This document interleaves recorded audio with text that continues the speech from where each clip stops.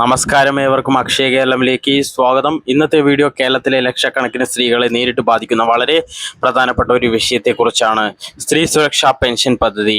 ഇതിനകം അപേക്ഷ നൽകിയവർക്ക് ഇനി എന്ത് സംഭവിക്കും? 1000 രൂപ വീണ്ടും ലഭിക്കുമോ?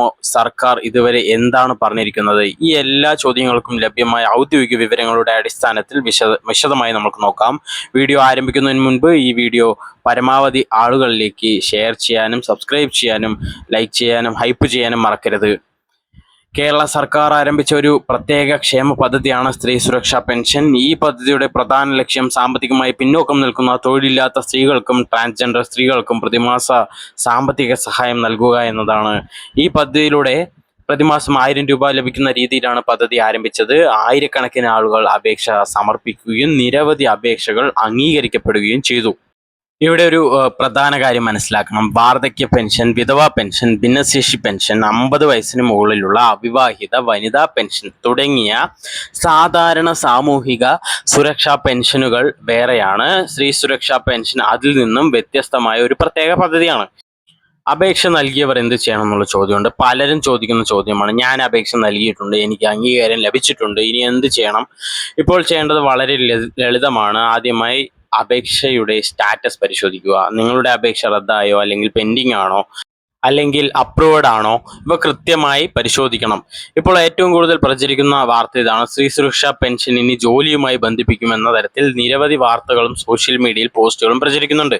ലഭ്യമായ ഔദ്യോഗിക വിവരങ്ങൾ പ്രകാരം പദ്ധതിയുടെ ഭാവി രൂപത്തെക്കുറിച്ച് സർക്കാർ അവലോകനം നടത്തുന്നുണ്ട്. ചില റിപ്പോർട്ടുകളിൽ തൊഴിലധിഷ്ഠിത സഹായം, തൊഴിൽ പരിശീലനം, നൈപുണ്യ വികസനം എന്നിവയുമായി ബന്ധിപ്പിക്കുന്ന നിർദ്ദേശങ്ങൾ ചർച്ചയായതായി പറയുന്നുണ്ടെങ്കിലും ഇത് സംബന്ധിച്ച അന്തിമ സർക്കാർ ഉത്തരവ് ഇതുവരെ പുറത്തിറങ്ങിയിട്ടില്ല. അതുകൊണ്ട് ജോലി നിർബന്ധമാക്കി എന്ന രീതിയിൽ പ്രചരിക്കുന്ന വാർത്തകൾ സ്ഥിരത ഇല്ലാത്തതാണ്.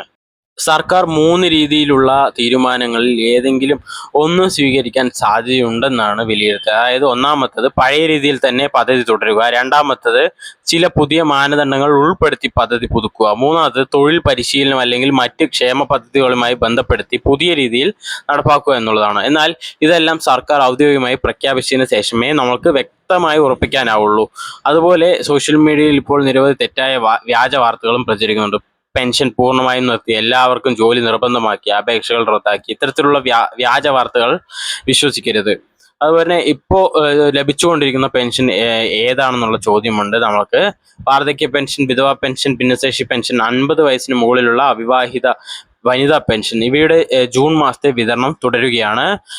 പലർക്കും ബാങ്ക് അക്കൗണ്ടിലേക്കും സഹകരണ ബാങ്കുകളിലേക്കും തുക ലഭിച്ചുകൊണ്ടിരിക്കുന്നു. ചിലർക്ക് വിതരണം പൂർത്തിയായിട്ടില്ലെങ്കിൽ ജൂലൈ ആദ്യവാരം കാത്തിരിക്കാം. ആദ്യവാരം പറഞ്ഞാൽ ഒരു 3-ാം തീയതി വരെ നമുക്ക് വെയിറ്റ് ചെയ്യാവുന്നതാണ്.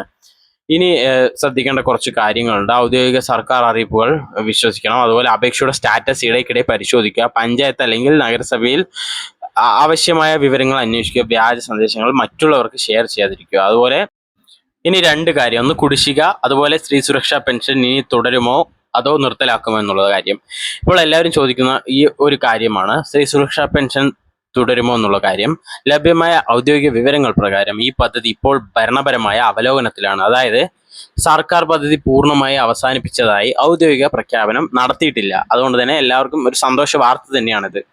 അതുപോലെ തന്നെ പദ്ധതി പഴയ രീതിയിൽ തുടരുമെന്നും പ്രഖ്യാപിച്ചിട്ടില്ല. അതായത് മാസം 1000 രൂപ വീതം നൽകുമെന്ന കാര്യം അത് പ്രഖ്യാപിച്ചിട്ടുമില്ല. ഇനി അന്തിമ തീരുമാനം ഇനി വരാനുള്ള ഘട്ടത്തിലാണ്. ഒരു പക്ഷേ പുതിയ മാനദണ്ഡങ്ങൾ കൊണ്ടുവന്ന് അർഹരല്ലാത്തവരെ ഇതിൽ നിന്ന് പുറത്താക്കാനുള്ള ഒരു തീരുമാനമായിരിക്കാം ഇനി വരുന്നത്. അത് നമ്മൾ കാത്തിരിക്കേണ്ട ഒരു കാര്യം തന്നെയാണ്. ഇനി അതുപോലെ തന്നെ എന്തുകൊണ്ടാണ് ജൂൺ മാസത്തിലെ, മെയ് മാസത്തിലെ, ഏപ്രിൽ മാസത്തിലെ ഗഡുവൊന്നും വന്നില്ല എന്നുള്ള ചോദ്യമാണ്. അതുകൊണ്ട് വീണ്ടും ഒരു കാര്യം പറയാം. വാർദ്ധക്യ പെൻഷൻ, വിധവാ പെൻഷൻ, ഭിന്നശേഷി പെൻഷൻ, 50 വയസ്സിന് മുകളിലുള്ള അവിവാഹിതരായ വനിതാ പെൻഷൻ തുടങ്ങിയ സാധാരണ സാമൂഹിക സുരക്ഷാ പെൻഷനുകളിൽ നിന്നും വേറെയാണ് ഈ ഒരു സ്ത്രീ സുരക്ഷാ പെൻഷൻ പദ്ധതി. അതിനാൽ സാധാരണ പെൻഷൻ വിതരണം നടക്കുന്നത് പോലെ ഈ പദ്ധതിക്ക് ഇപ്പോൾ വിതരണം നടന്നിട്ടില്ല.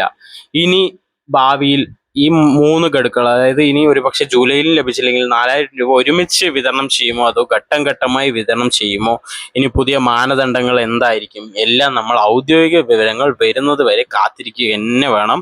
കാരണം ഇപ്പോൾ ഇതിനെക്കുറിച്ചുള്ള വരുന്ന പല വ്യാജ വാർത്തകളും വിശ്വസിക്കരുത്. കാരണം 4000 വന്നു, 5000 വന്നു, ഗഡു ലഭിച്ചു, വിതരണം നാളെ മുതൽ എന്ന് പറയുന്ന ഒരുപാട് വ്യാജ വാർത്തകളുണ്ട്.